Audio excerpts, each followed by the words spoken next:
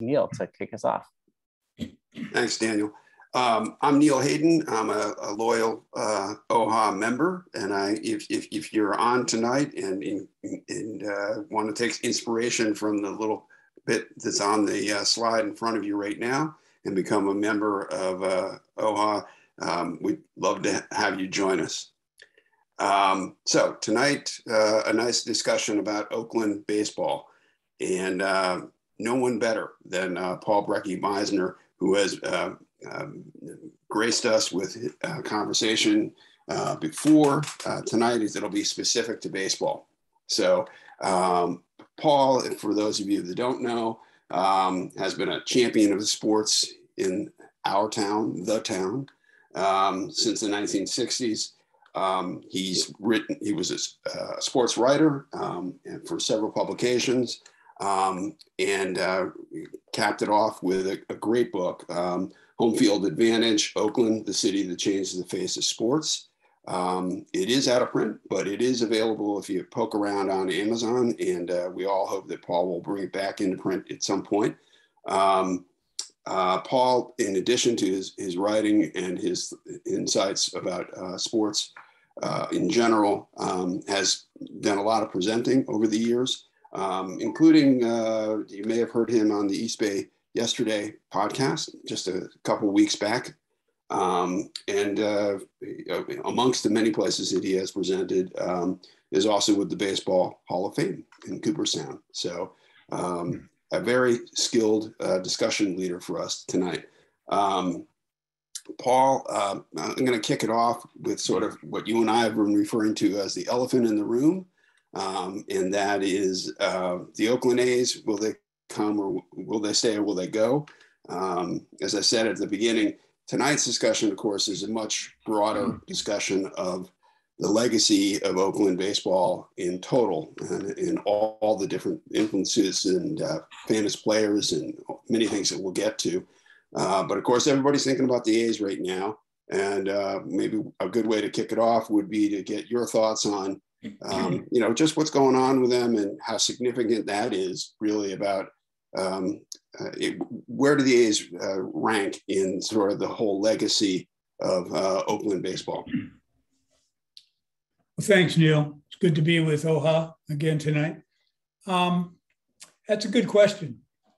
I think the Oakland A's over the last 52 years or so, have brought us a lot of thrills, a lot of excitement, the Billy Ball era, Moneyball, the Bash Brothers, Ricky Henderson breaking the all-time stolen base record in the Oakland Coliseum. There's been lots of thrills that the Oakland A's have brought to our town over the years.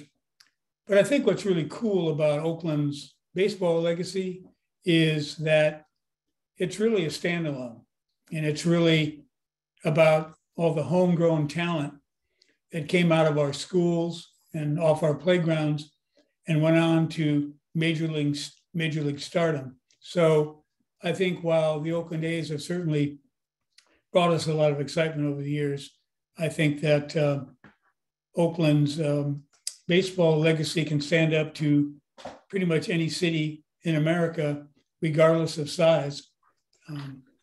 So we're going to cover that a little bit tonight, but I really do believe it's one of the greatest baseball legacies in the country. So talk to me a little bit more about that legacy, or talk to all of us, please, about a little bit more about that Oakland baseball legacy. Other cities, other places. I mean, what makes, in your mind, Oakland baseball legacy so unique? Let's not look in here. Well, I think the exhibit A of this discussion would be the northwest section of Oakland, which I believe is some of the most hallowed baseball ground in America. It's a roughly 5 square mile area, from about Broadway to the Bay, and from the Berkeley Oakland border down to the Port of Oakland.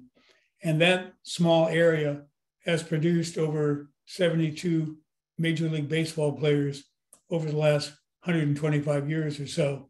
And I've done a lot of research on the subject, and whether I'm looking at Los Angeles or Chicago, St. Louis, Detroit,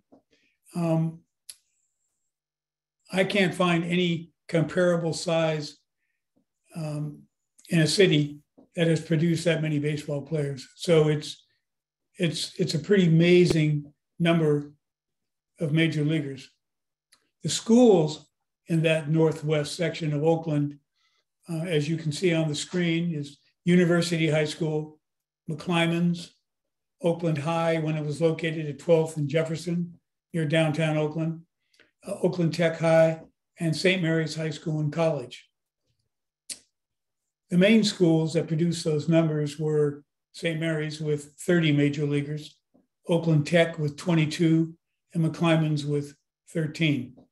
And so obviously Oakland's major league legacy is much bigger than this small section of Oakland, but to me, I can't find any comparable size section of any city in America that has produced that many major league players.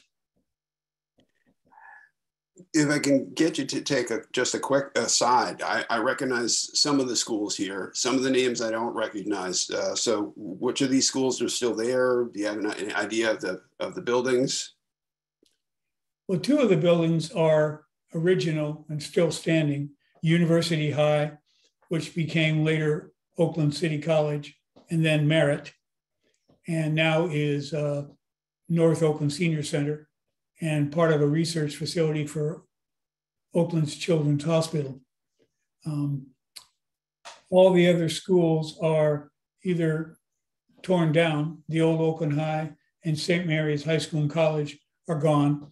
And that picture of McClymonds is the second iteration of McClymonds High School.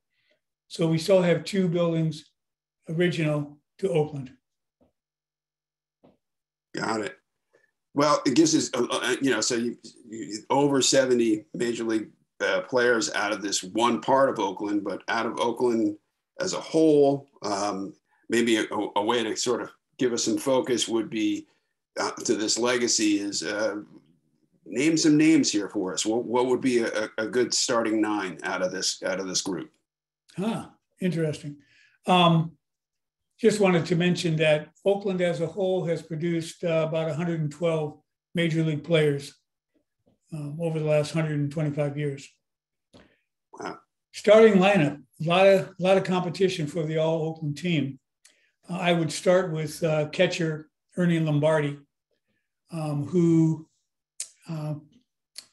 actually is from West Oakland. He did not attend high school. He would have attended McClymonds had he gone to high school, but after junior high, he went to work in his parents' West Oakland grocery store on Center Street. And he started playing semi-pro baseball at a very young age. He played for the Oakland Oaks for about 4 years before he signed to play Major League Baseball. He was the first catcher in Major League history to win a batting title back in 1938. And he won a second title a few years later. He's in the Baseball Hall of Fame. And one thing that's really interesting about Ernie is that many baseball observers would tell you that if he had not been so slow a foot, he would have probably been a 400 hitter in the major leagues.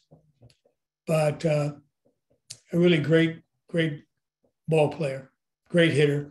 In fact, in his playing days, he used a 42-ounce bat, which was the heaviest of any player of his era. And he actually used kind of an interlocking golf grip on the bat. It was very unique. And it was a really great line drive hitter. On the mound, I would have to choose Ray Kramer and Dave Stewart. Kramer was a McClymonds High product and who pitched for the Oakland Oaks. What was interesting about his career is that he didn't start pitching in the major leagues until he was 31 years old. course, you have to remember that back in those days, there were only 16 major league teams. So the competition was significant to make the majors. But after he started at 31 years of age, he really established a solid record. He was really Mr. Consistency. He won 15 or more games in 7 straight seasons and won 2 21 seasons. Really solid pitcher. And then there's Dave Stewart. If you wanted to win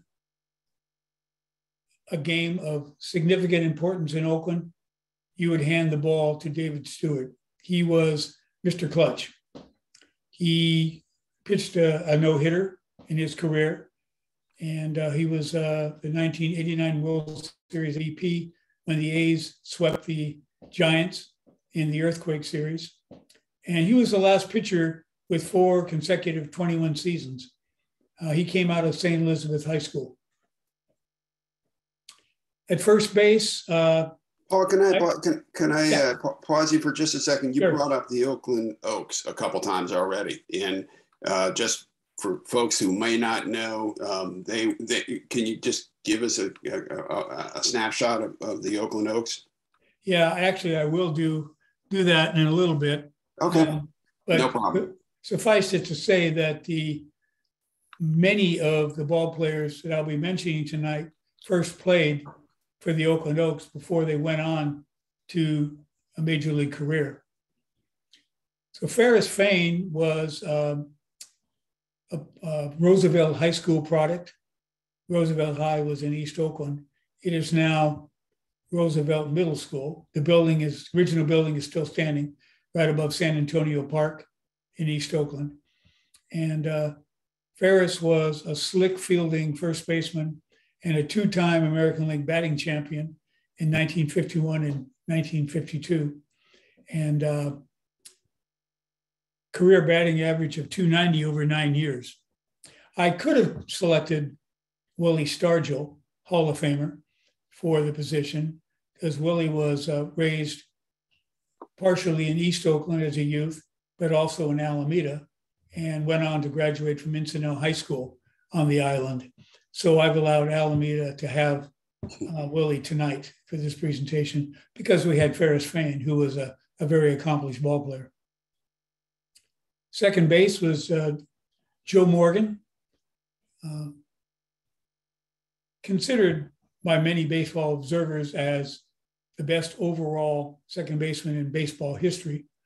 But it was hard to believe when I was watching Joe, a classmate of mine at Castlemont High School in the early 60s, because Joe was 5'5" and about 140 pounds. And as good as he was in high school, there was not one major league scout that had any interest in signing him after high school. So little Joe, as they called him, went on to Oakland City College, where he played 1 year under coach Stan Korich, before he was signed by a scout for the Houston Colt 45s, we now call the Astros. And Joe played for the Astros for about 3 years, and but was involved in what turned out to be one of the worst trades in baseball history, when Houston traded him to the Cincinnati Redlegs for a player named Lee May, because Houston felt they needed more power in their lineup. Lee May did have a couple of good seasons with Houston, but of course, Joe Morgan went on to a Hall of Fame career and was the first second baseman in National League history to win back-to-back MVP awards. Incredible player with a very high baseball IQ. Shortstop, we're a little thin in Oakland on shortstops, but I chose Bill Rigney. He was an all-star shortstop out of Oakland High School. He was an all-star shortstop for the New York Giants, and he played in a World Series for the Giants in 1951. But he's probably best known for his managerial career. He managed 18 years in the major leagues and was the manager of the year in 1962 with the California Angels. And just a little local lore here. He was the last manager of the New York Giants before they moved to San Francisco. So he became the first manager of the San Francisco Giants in 1958. At third base, a player with one of the great baseball names in history, I think, Cookie Lavagetto. He came out of Oakland Tech High School and played for the Oakland Oaks, and then became a four-time National League All-Star, played in 2 World Series for the Dodgers. Ironically, probably his most famous hit as a major leaguer was his last for the Dodgers in the 1947 World Series against the Yankees. He didn't start that game. And a gentleman named Bill Bevins was the Yankee pitcher, and he took a no-hitter into the 9th inning of that game. He walked 8 batters during the game, but he was pitching a no-hitter. 2 men on in the 9th inning, 2 outs, and the Brooklyn manager decided to pinch hit Cookie, and he came up and hit a double off the right field wall and broke up the no-hitter. The hit scored 2 runs, and the Dodgers won that 4th game of the 1947 World Series. So it's one of the most famous hits in baseball history.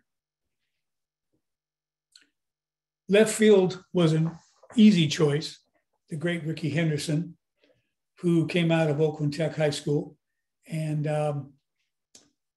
as many of you know, holds the major league record for stolen bases and runs scored. But we almost missed our opportunity to witness that, because Rickey was a great football player in high school as well.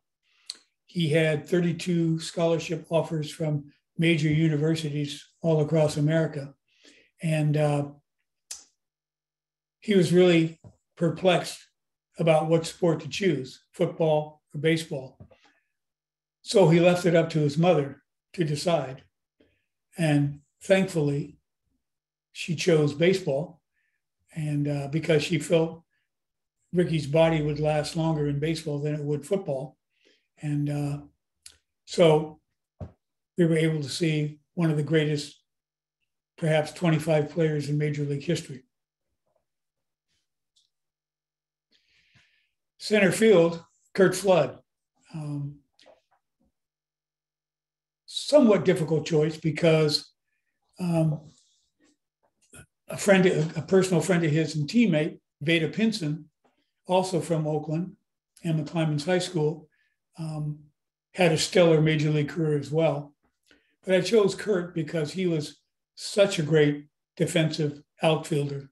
In fact, he won 7 consecutive Gold Gloves in his 12-year major league career. And keep in mind that his competition during those days was Willie Mays, Roberto Clemente, and players of that skill set.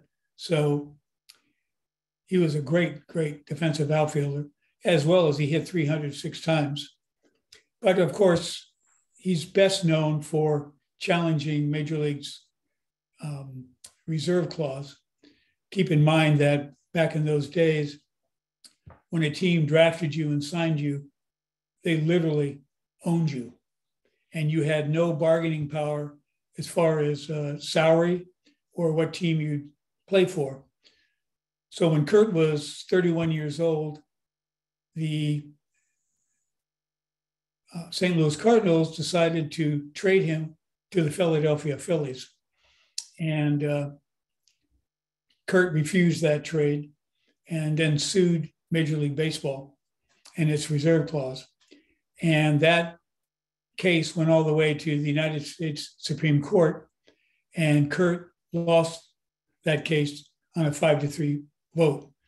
But his fight paved the way for the ultimate victory 3 years later for free agency.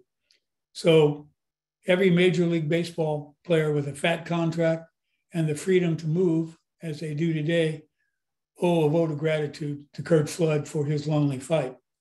And I mean, Kurt knew full well when he decided to sue baseball that it would end his career. And sure enough, he was basically blackballed out of baseball and a possible managing career, which he really desired because of the stance he took. Right field was a very easy choice. The great Frank Robinson, who basically is the third among the three best right fielders in all of baseball history, Baseball Hall of Famer. And he was an offensive hitting machine. Of the 20 seasons in the major leagues, the majority of those seasons, he was in the top 10 in slugging percentage, home runs, hits. He was just a great offensive player. And he was also involved in one of the worst baseball trades in history. When he was 30 years old, the Cincinnati Reds decided to trade him to the Baltimore Orioles. The owner of the Reds at that time told an outraged fan base in Cincinnati that Frank was an old 30-year-old. Well, Frank went on to become the most valuable player in the 1966 World Series for the Orioles. And that year he won the Triple Crown in baseball. And later went on to become the first African-American manager in Major League history. A significant side note here on Frank's career, when he played basketball for McClymonds High School, he had a teammate that some of you might have heard of, Bill Russell. And I mean, what are the odds that two high school teammates from McClymonds High School in West Oakland would become the first of their race to manage in Major League Baseball and coach in the NBA? Incredible. And they were both later awarded the President's Medal of Freedom later in their career. So amazing, amazing career. Now, if you think that starting lineup was pretty impressive, I want to share with you quickly a off the bench players that I selected. We always need a players to come off the bench. So first, the outfielders. Harry Hooper from St. Mary's when it was in Oakland, a Baseball Hall of Famer. Imagine that a Hall of Famer can't even make the starting nine in Oakland's team. But Harry Hooper was a great baseball outfielder and played on 4 Boston Red Sox World Series teams. Next in the outfield would be Jackie Jensen, who was a All-American running back and pitcher for Cal Berkeley during his collegiate years, and went on to a great career in the American League with the Boston Red Sox. He's a 3-time All-Star and the 1958 American League Most Valuable Player.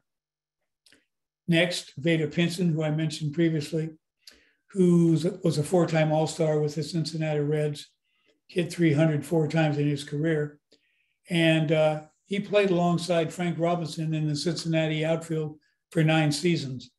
In fact, I would argue that they were the best outfield duo in Major League Baseball during the 1960s. Hey, Paul, what was Harry Hooper's era? I'm sorry?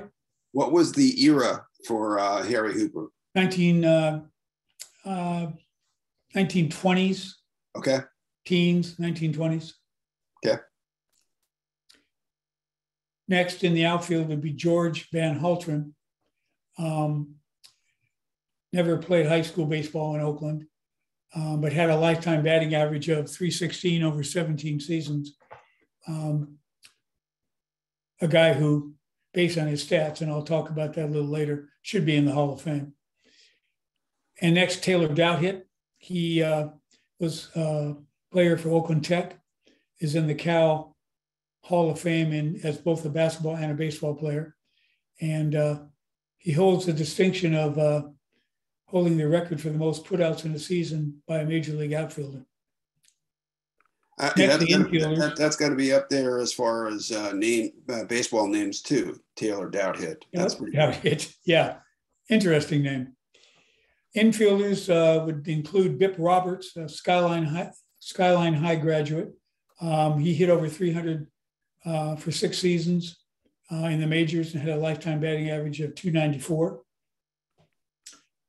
And also Lou Fonseca from St. Mary's, Oakland, who was the 1929 American League batting champion, had a .316 career batting average. And interesting side note here, he is credited with bringing film to the world of baseball.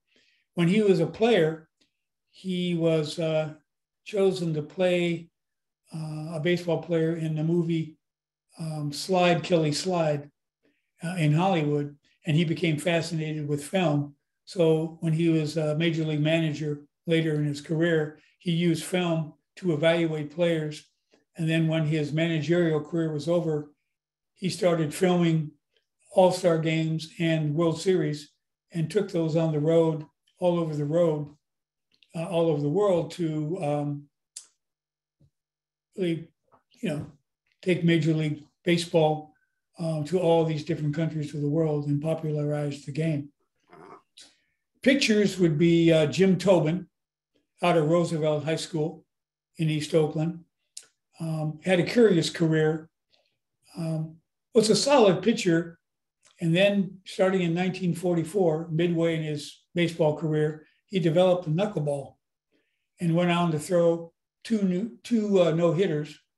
And another oddity about his career, he was the first pitcher in Major League history to throw a no-hitter and hit a home run in the same game, and is to this day the only pitcher in modern times to hit 3 homers in one game.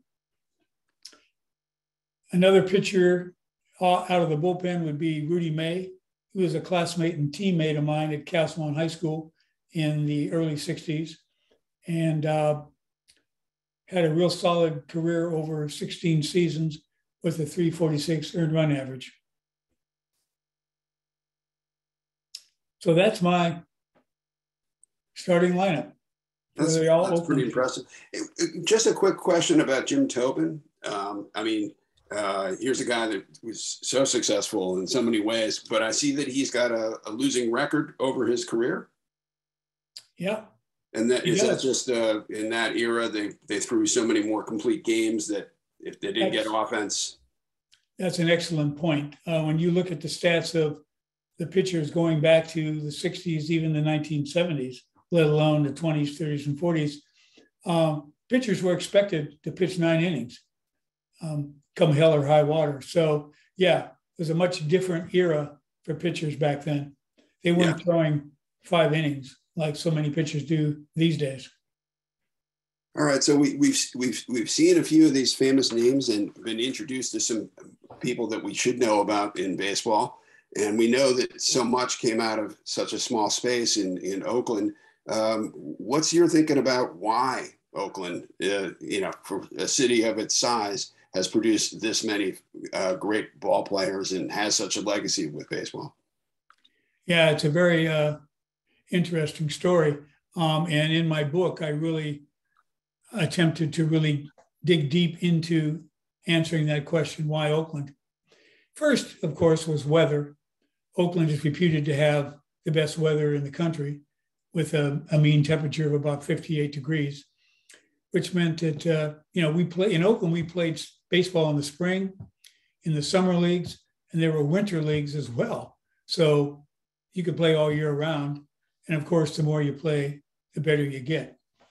I think another factor in contributing to the baseball legacy in Oakland was transportation.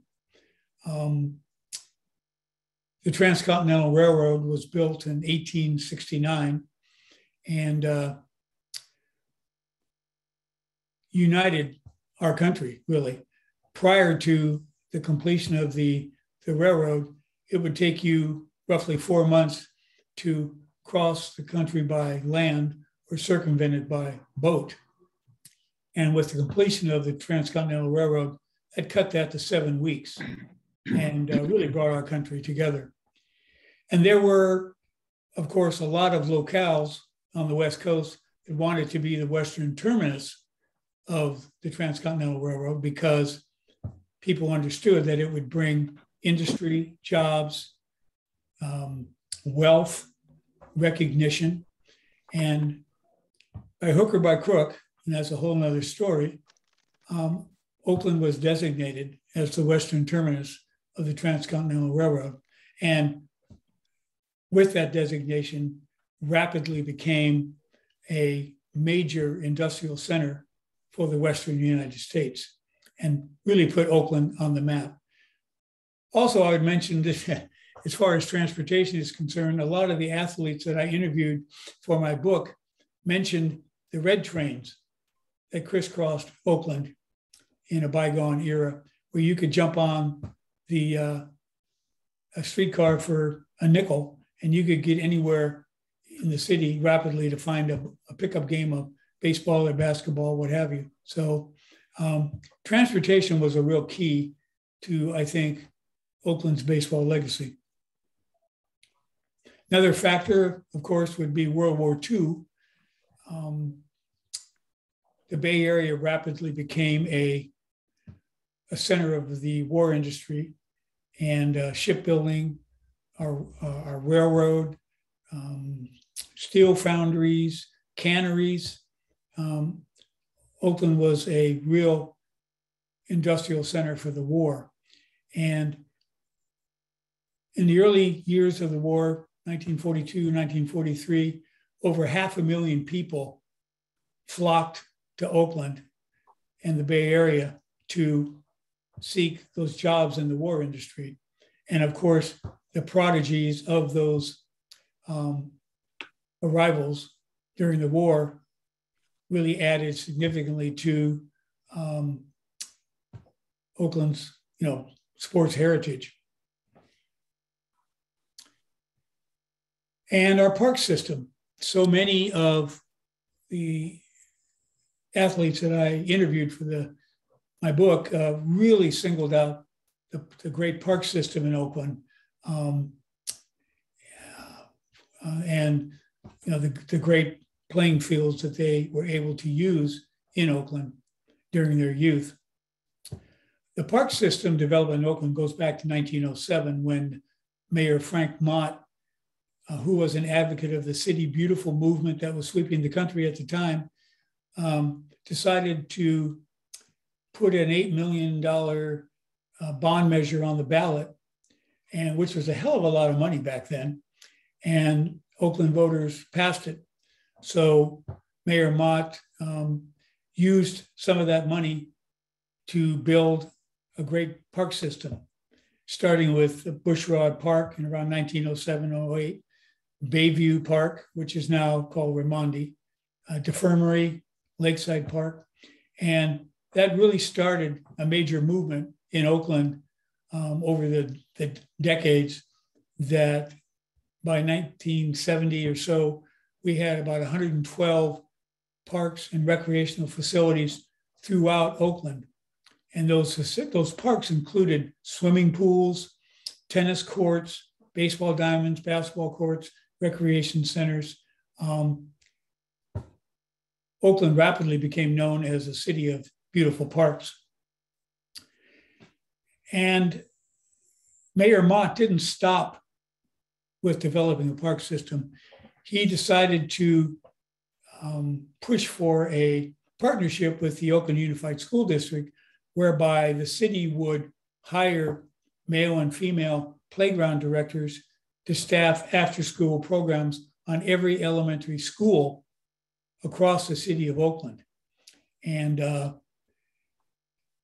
these playground directors would coach kids in softball, basketball, football, arts and crafts. It was amazing, amazing program. And again, across the city, every single elementary school had playground directors on them. And, really, the coaching that these kids received on the playgrounds was the first coaching they usually got in sports. And it was the first sports competition they had. I mean, I remember being a kid at Burbank School in East Oakland and, proudly wearing my Burbank uniform. And we would walk to nearby schools like Parker, Burkhalter, Markham, Sherman, and play the teams from those schools. And it was great competition. And then at the junior high level, Mott decided that he would pay the physical education teachers out of city funds to coach sports after school at the junior high level.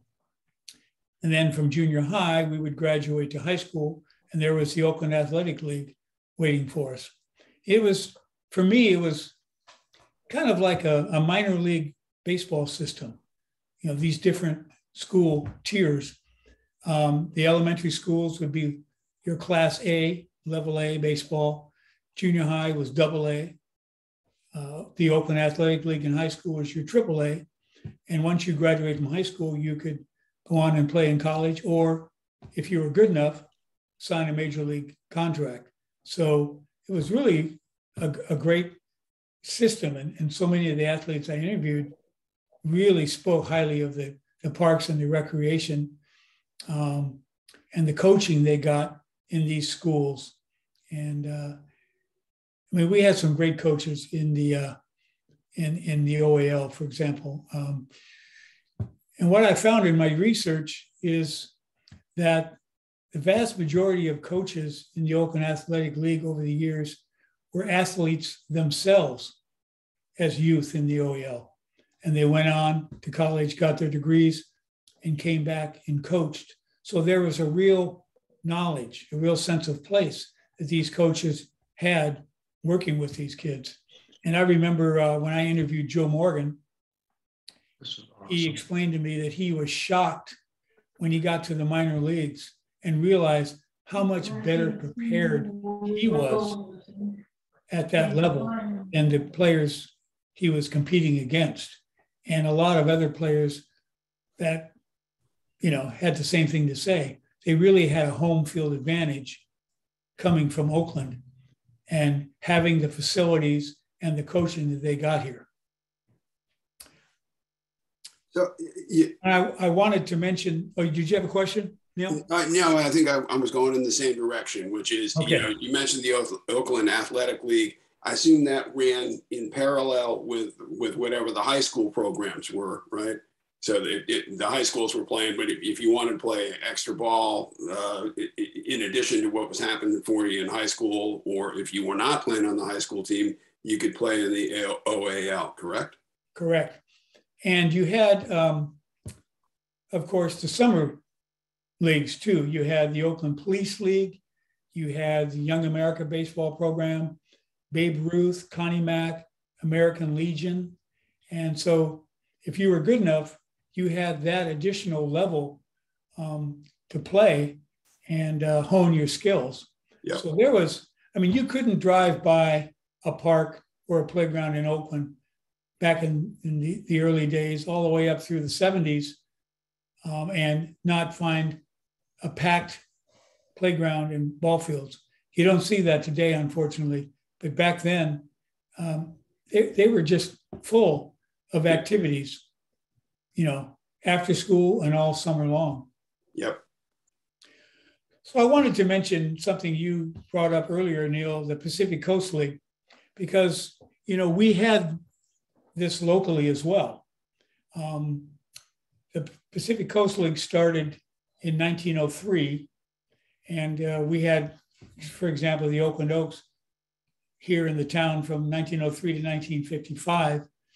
And so many of the players that I mentioned previously on the All Oakland team at the major league level also played for the Oakland Oaks out of high school and before their major league career or right after their major league career. They finished their professional baseball career with the Oaks. And it was a real resource because keep in mind that there was no Major League Baseball team west of St. Louis until 1958, when the Giants came to San Francisco and the Dodgers to Los Angeles. So the Pacific Coast League was our major league, so to speak. And the caliber was excellent. It was almost as good as the major leagues. And in fact, a lot of local players who could have played in the major leagues opted to stay and play locally with the Oaks because the pay was almost as good and you were at home. Yeah. You could play at home and the caliber of play was excellent, just excellent. So, and I wanted to mention here, there's a photograph of Cal Ewing. He was an Oakland guy who actually was a founder of the Pacific Coast League and was an owner as well. He owned the Oaks and the San Francisco Seals for several years, and also was a savior of the league during hard times, right after World War I, when the league was in shambles, and then after the 1906 earthquake, where he pulled out his wallet and bailed out the Bay Area teams, Seals, the Oaks, and others in the Pacific Northwest, helped them stabilize and continue to play in the league. So he was really the grandfather of the Pacific Coast League. Yeah.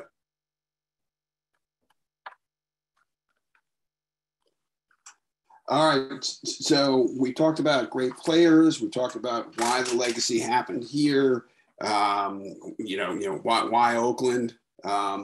I guess we know that there are still more great baseball stories out there. What do we need to hear from you about other stories that really tell us a lot about Oakland baseball?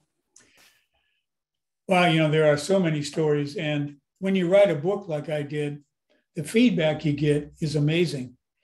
People tell you stories you never heard. I mean, when I started writing the book, I thought I knew a lot about sports history of Oakland. I had done years and years of research, but what I discovered as I wrote the book and interviewed athletes and heard story after story that I'd never heard before, that I realized that I really didn't know as much as I thought I did about, for example, the baseball legacy of Oakland.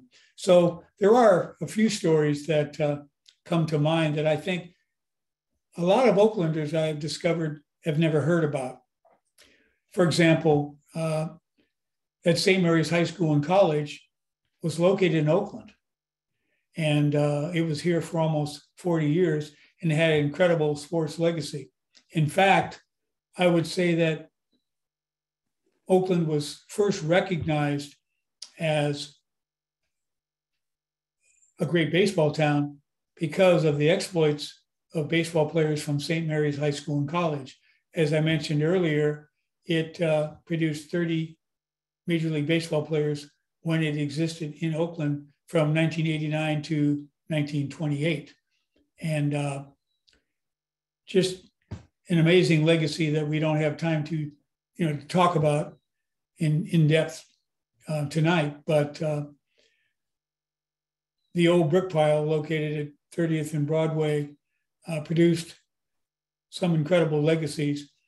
And St. Mary's historians will tell you proudly that the 1915 World Series included 4 players from St. Mary's High School, and they maintain that no other school anywhere in America can claim 4 players playing in one World Series. And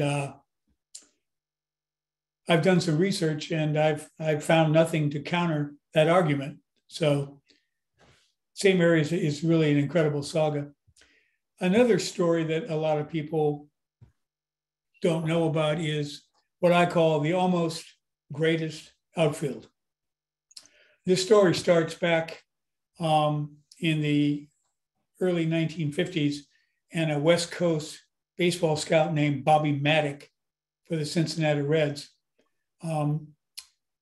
He spent a lot of time in the Bay Area because the Bay Area was a hotbed for major league talent. And in fact, I've heard stories of many baseball scouts renting apartments during the baseball season here in Oakland in the East Bay, because there are so many prospects to scout. So Bobby Matic became good friends with the legendary McClymans and Skyline High coach, George Poles. And in fact, Poles became a bird dog for Bobby Matic. A bird dog is kind of a minor scout who lets the major scout, in this case, Bobby Matic, lets him know about prospects that he thinks that the scout might want to sign. And if they do sign him, then the bird dog gets a kind of a kickback, a little bit of money for discovering that player and pointing him out to the Major League Scout. So Bobby Matic signed Frank Robinson out of McClymonds High School. And within 3 years, Frank was National League Rookie of the Year for the Cincinnati Reds. He also signed Vader Pinson 2 years later, also out of McClymonds High School. And by the time he was 20 years old, Vader Pinson was starting alongside Frank Robinson in Cincinnati's outfield. And they played side by side for 9 seasons in Cincinnati. What a lot of people don't know is that Bobby Matic also signed Curt Flood to a major league contract. But Cincinnati made the mistake of trying to convert Curt Flood to an infielder because of his size. He was 5'7" and 140 pounds. And Cincinnati also needed infielders in its minor league system. So they first tried to convert Curt to a third baseman. That didn't work well. So next came second base. That didn't go well. They were really trying to put a square peg through a round hole. And instead of allowing him to play his position in outfield, they traded him to the St. Louis Cardinals, which was a big, big mistake. Another one of those colossal bad trades in baseball history, because the players that Cincinnati received for Curt didn't ever amount to much. Curt, of course, went on to become a all-star center fielder. But I keep wondering what it would have been like to have 3 Oakland friends playing in the same outfield with Cincinnati. I believe that happened, if that would have happened, and it almost did, that they would have become probably the greatest outfield trio in baseball history. Next is, I think a lot of baseball fans have heard about the Black Sox Scandal of 1919. It was called Baseball's Original Sin. It was the first time that the public ever found out about an attempted fix of a World Series. And what many people that I've talked to didn't realize is that that scandal has its roots in Oakland, because the ringleader of that scandal for the White Sox was Arnold Chick Gandil, who was a former Oakland High School athlete and who turned out to be a really good first baseman for Chicago. But he convinced gamblers to back his play, and he got 7 other White Sox players, including the famous shoeless Joe Jackson, to throw the 1990 World Series. And though it leaked out that the fix was on, and according to Gandil, they played to win, they were indicted. And although they beat the rap in the court of law, the new commissioner of baseball at that time, Kennesaw Mountain Landis, banned all 8 players for life, including Chick Gandil and shoeless Joe Jackson. And I call it here the Curse of Gandil because Chicago, as I mentioned, was one of the best teams in baseball in that era. They had won a World Series in 1906. and they won the World Series in 1917, and they were favored to win it in 1919. But it turned out that they lost that series. So Gandil came back to Oakland and became a plumber for many years. And he died swearing that the Chicago White Sox players played to win. Another story that a lot of Oaklanders don't know about is the last 400 hitter in professional baseball. Aaron Poynter from McClymonds High School was a basketball and baseball star at McClymonds and got a full basketball scholarship to the University of San Francisco. But before he ever played a game at USF, he signed a contract with the Houston Colt 45s, and they sent him to Class D Salisbury, North Carolina, where he hit 402, which turned out to be the last time any player in affiliated professional baseball hit 400. Interestingly, he was the brother of the Poynter sisters and the famous pop group, and his cousin was the NBA star Paul Silas. So quite a lineage there. So those are just a few stories that I think a lot of people don't know about Oakland's baseball legacy. Thanks, Paul. I'm going to ask you a couple more questions here, but I want to remind folks that if they have any questions that they'd like to ask Paul to answer or give his opinion on at the end of our discussion, they can use the chat function on the bottom of the Zoom screen here and put your question there, and we'll try to get to as many as we can at the end. All right, Paul. So we talked about players, we talked about the legacy, we talked about why Oakland. We've talked about Hall of Famers, but are there guys that are not in the Hall of Fame that you out of Oakland that you really think ought to be Hall of Famers? Yeah, I think you could make a strong argument for three players, George Van Holtman, Curt Flood, and Vader Pinson.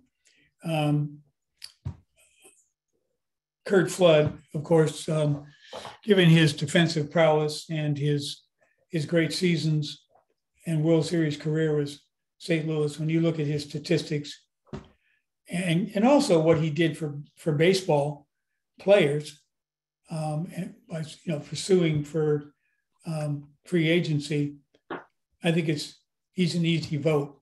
The problem is he's going to have a steep climb because he sued baseball, and that's still held against him by many. So I don't know if we'll ever have a shot at it, but he certainly deserves a place in the Hall. Vader, too, based on his statistics, he was one of the best outfielders in baseball during the era of the 1960s. And when you look at his statistics, he lines up with several baseball players that are already in the Hall of Fame. So I think a strong case can be made for either one. But I wanted to really talk a little bit about George Van Holtman because this man really deserves to be in the Hall of Fame. He was the first superstar to come out of the Bay Area in the late 1800s and early 1900s, and which is probably one reason he will have a very difficult time making it now because it's so long ago and voters don't remember him. But when you look at his statistics, he's one of 7 players. I'll read these statistics. It's a long list. He's one of 7 players in history that has 200 singles, 500 stolen bases, 1,500 runs scored, and 140 triples. The other 6 players are all in the Hall of Fame. Van Holtman is the only one who isn't. And it's really an injustice. And actually, now that I'm retired, I'm thinking I would like to start a campaign to try to get all 3 of these great players elected to the Hall of Fame. But it's a very difficult process, as you probably know. And but all 3 of these guys ought to be there. So Van Halteren and Pinson, why do you think they haven't been? I mean, is there, what would be the argument on the other side, or is there? For Pinson, keep in mind the outfielders that he was playing against in the 60s were some of the best in history. Roberto Clemente, Willie Mays, Hank Aaron. I mean, the list goes on and on. So even though his stats are really good and compare favorably with so many outfielders now in the Hall of Fame, he gets kind of lost because he was playing against so many great outfielders that even though his stats are good, tough when they start comparing. And I have to say that when you analyze Hall of Fame voting over the years, they really look at eras. Yeah. They really do. And there were so many others that came out of that era, sure. And Van Halteren, I mean, is it just because the Hall was just getting started back then? And yeah, he somehow got lost in the shuffle. I mean, I've read some number of articles from way back in time, and there were strong cases made for his inclusion. And I don't know if it's because he was from the West Coast, and the West Coast was considered pretty primitive back in the early days of baseball, and all the talent was so-called on the East Coast. And so I think that's one of the main reasons. Yeah, makes sense. All right, that's great. Now, Paul, have I forgotten anything or anything else you want to add before we go to questions and answers? I think that's what we kind of agreed to cover. So I'm certainly open to questions and answers. Sure. One of the other things I thought you might want to touch before we get to questions and answers is just to wrap back on what we were talking about with the A's and sort of, what their effect was then and what it would mean if the A's did leave. I mean, there would still be Oakland baseball, and there is that Oakland baseball out there now. So I don't know if you have any thoughts there that you'd like to share. Well, I would hate to see the A's leave. My family and I and friends, I mean, we've attended so many exciting moments in Oakland A's history. They've been with us for over 52 years now, and they've really contributed to our baseball legacy. But I guess for me, speaking only for myself, I think what I weigh is at what cost to our city to keep the A's. I mean, we're talking about a lot of public money. And what comes to my mind regularly is if we spent that money on going back and taking care of our parks and our recreation programs the way they used to be, and really investing a lot of that money in the youth of our city, I think that would be money better spent. Again, don't get me wrong. I'd love to see the A's stay here, but the argument is, at what cost? And our legacy is clearly strong enough to stand on its own 2 feet with or without the A's. Yeah, thanks for the extra thoughts. I've got a couple questions up here for you. Paul, can I jump in here? Sure. Paul, this is Rob Mathewson, Newport, Oregon. Hey, how are you? Ex-Skyline player, right? Great. Oh, yes. Happy participant in George Paul's baseball program for 3 years. An incredible human being. Oh. And I'm so happy to be here talking with you. The ORD was an incredible program. The things that you have talked about as to the many reasons for success in Oakland sports, many of those originated with the Oakland Recreation Department. I went to Sequoia High School and Skyline High School. and benefited from every part of those experiences, sports and otherwise. At Sequoia School, Ron Benavides was an amazing coach for us. Oh yeah, Kids. I know Ron. And, oh yes, and at Bret Harte Junior High School, Ernie Fernandez, amazing human being, and probably one of those people paid for by the ORD.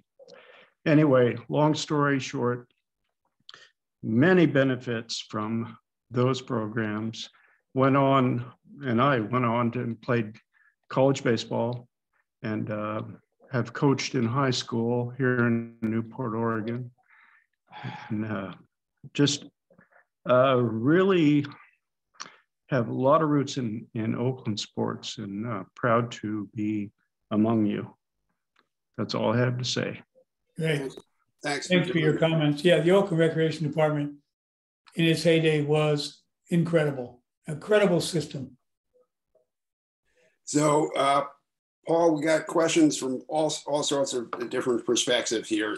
First, there was a discussion of the Granny Goose League, which was an elementary program. I don't know if you know anything about that or have heard about it. Yes.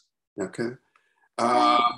For the person that asked about the Triple Crown, you want to just quickly say what the Triple Crown consists of?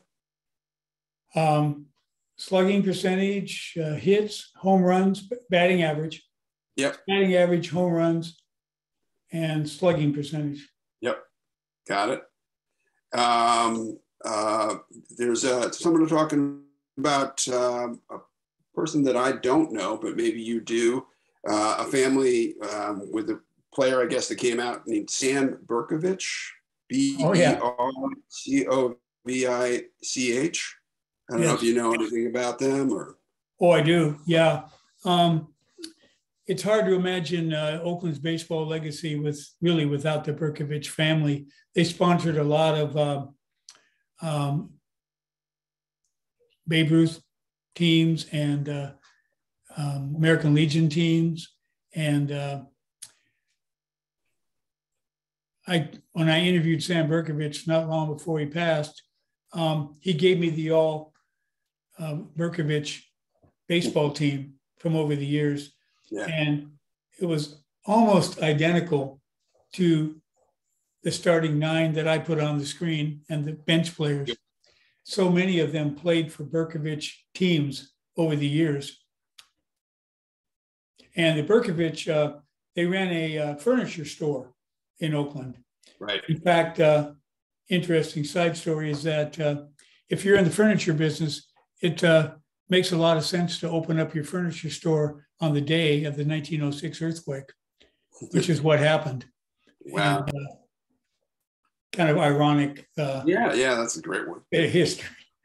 There's another player, I guess, is what this person is asking about is H.L. Brick Laws. Is that somebody you know? Say the game again.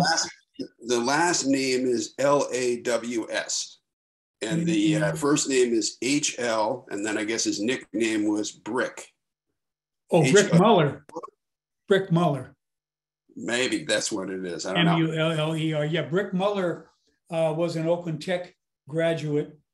And he played baseball at Oakland Tech, but he made a name for himself as an All-American football player. Actually, the first All-American football player west of the Mississippi when he played for Cal. And he also won a silver medal, I believe, in the Olympics as well. So a great athlete. But really didn't make his name in baseball. Okay. So, and somebody else is asking about the distribution of Oakland baseball greats over the years. They're saying, what about East Oakland? And, were different sides of the city stronger or weaker than others as far as producing great players? Yeah, well, I'm from East Oakland, so I certainly have my prejudices in that way. But it's really hard to beat that 72 players that came out of Northwest Oakland over the years. But East Oakland produced about, do the math, 112 minus 72. What's that? The remaining players. Yeah, 30 plus, right? Yeah. Came out of East Oakland. Well, we should say east of the lake. We all have our different geographic boundaries for East Oakland, but those 38 you said come from east of the lake. Yeah. And some really great players came out of East Oakland for sure. And Laws owned the Oakland Oaks in the 1950s. Okay. So that was Laws was the last name you were going for there. So he was an owner. Oh, you meant the owner of the Oaks. Yeah. Okay. Yes, I do know that name. Yes. Yeah, he was the owner of the Oaks for Brick Laws, yes. Brick. Yeah, he owned the Oaks for several years. 20 years? 1943 to 1955. Something like that, yeah. Exactly. Yeah, he was a good owner too. He did a good job with the Oaks.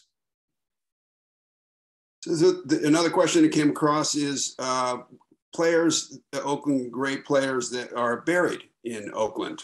I don't know about if you know anything about that, or if any or at the cemetery, or. I know there's probably quite a few, and I know there's several that are buried at St. Mary's Cemetery.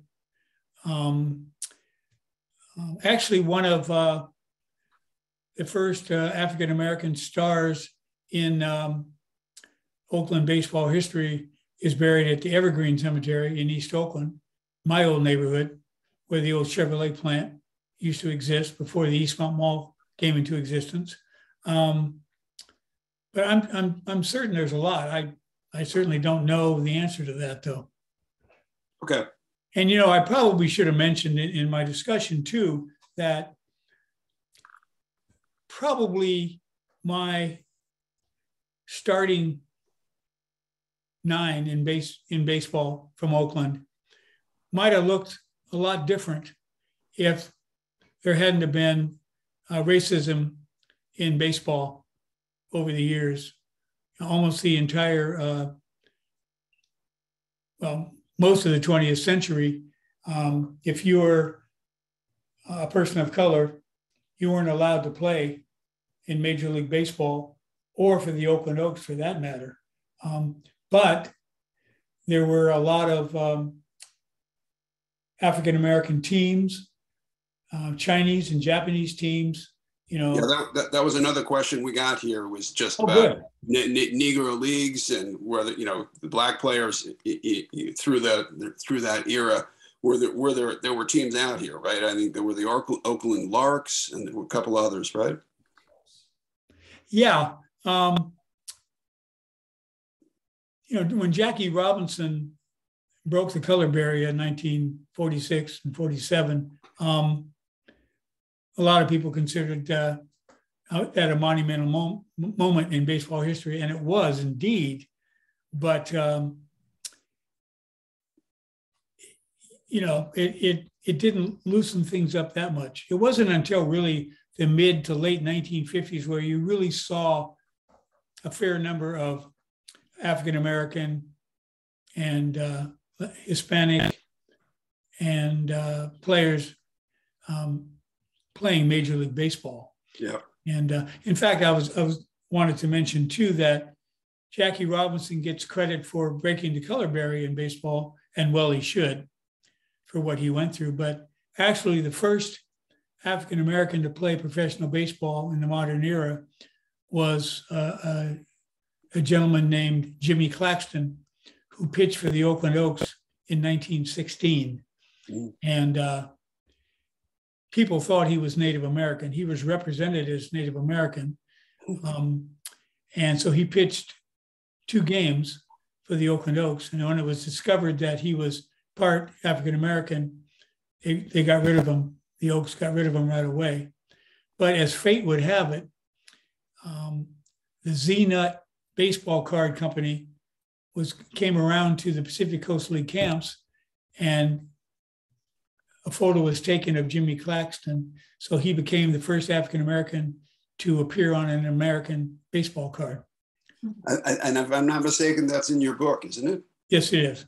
Yeah. And actually the first Chinese American to play professional baseball also pitched for the Oaks in 1932 for a few games. So just a little added history there. Yeah, that's great. Thank you. Daniel, if you'd like to, I guess we could unmute folks. That's the majority of the questions. If there's anybody else that would like to either talk about their experiences coming up with the ORD or with baseball in general in Oakland, if you'd like to ask a couple questions, we have a few minutes for that.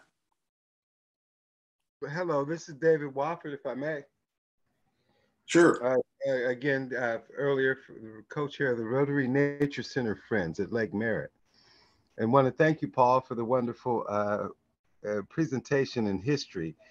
It just makes me feel so much more of an Oaklander to have to hear these stories, some of which I relate to growing up, and just to have the pieces filled in. So I just want to thank you so much for that. My comment is, I'm taking away inspiration. When you talk about my role at Lake Merritt related to teaching science and the environment there at Lake Merritt, which comes from this guy, Paul Covell. And then, but Mott, you mentioned Mott and the partnership that he created with the Oakland Unified School District, and it sounds like the City of Oakland's Parks and Recreation Department, and that how that played a role in fostering later all of these wonderful people who were successful baseball players. If I could achieve that same type of partnership with the Oakland Unified School District and the Parks and Recreation Department around the nature and science of Lake Merritt, I mean, that's sort of my goal and objective, and I take such inspiration from your talk regarding the possibilities of what could be achieved. We could someday be producing people in STEM and science and nature relative to the kind of fabulous baseball players that were produced from that type of partnership. Thank you for letting me get all that out. Well said. Thank you. Thank you. And I look forward to the rest of this conversation. Great. Can I speak up? You mentioned a player named Taylor and you called him Doubt-Hit. I had some friends and they pronounced it Doubt-It. Doubt-It. Yeah, Doubt-It. Okay. Good to know. Yeah. For baseball, I have no idea if they're any relation to him. Probably. It's a rare name, but I have to say, when I tell baseball story, I like to pronounce it Doubt-Hit. Yeah, that's not how they did it. There might be someone who's a producer of Judge Judy who's also got that name. So there was one other question that was in here, and I kind of skipped over it because I think it's a technicality, but there was a question. There was somebody that said that in 1996, the minor leaguer Todd Pridey hit 408 for the Sonoma Crushers. So I don't know if we consider that Major League Baseball or not. Well, that's the thing. There's a couple of individuals, but they weren't affiliated with pro baseball. Yeah. So in my opinion, it wasn't the caliber of pitching that someone like Aaron Poynter was facing in the major league, minor league system, which is why it's important that I mentioned that it was affiliated professional baseball, affiliated with the team. Yeah, major league team. Makes sense. Is there any other questions, or we can give it a wrap here? I know we've held people for quite a while, and Paul, you probably getting tired of talking, but no, I can talk baseball. Does anybody else have any questions they want to come in with? Oh yes, I know that many schools and parks are adjacent to each other.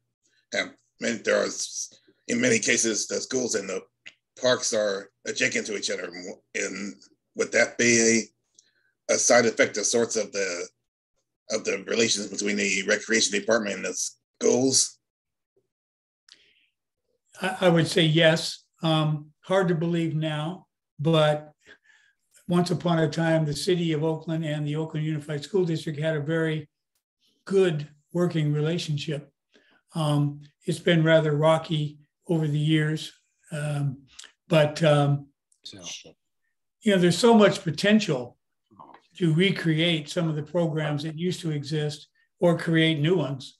And I know that, for example, the school district operates and oversees several ball fields, of course, and the city of Oakland controls several ball fields, and they still seem to have a difficult time getting on the same page about scheduling and the use of the fields. So it's a good example, I think, of we really need to do more work in that regard, trying to get the school district and the Parks Department, the city of Oakland to work more closely together for the benefit of youth of this city.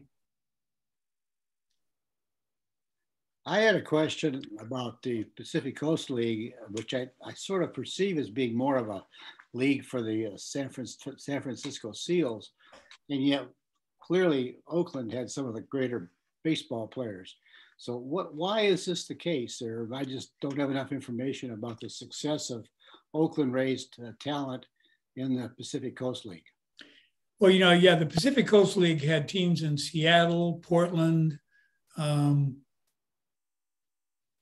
San Francisco, Oakland, Hollywood, LA, San Diego, and for short periods of time, other cities too, San Jose, Stockton, and so on. But San Francisco also had a lot of great baseball players. I think what's unique about Oakland is that given its size, it's a relatively small city. It's half the size of San Francisco, yet, we have so many great players, could certainly rival San Francisco and maybe even surpass San Francisco, I think, as far as not only numbers, but the milestones that were created by Oakland players and barriers that were broken. Well, that's encouraging.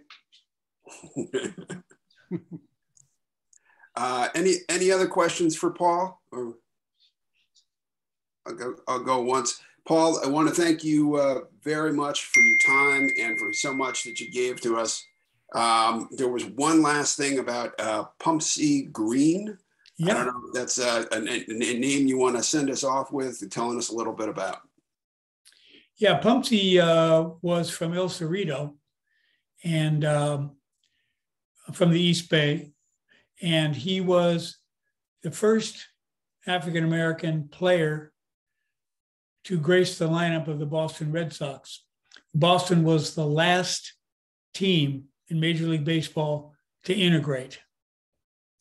And so Pumpsy holds a special place in history as being the first African-American on the last team to integrate, the Boston Red Sox.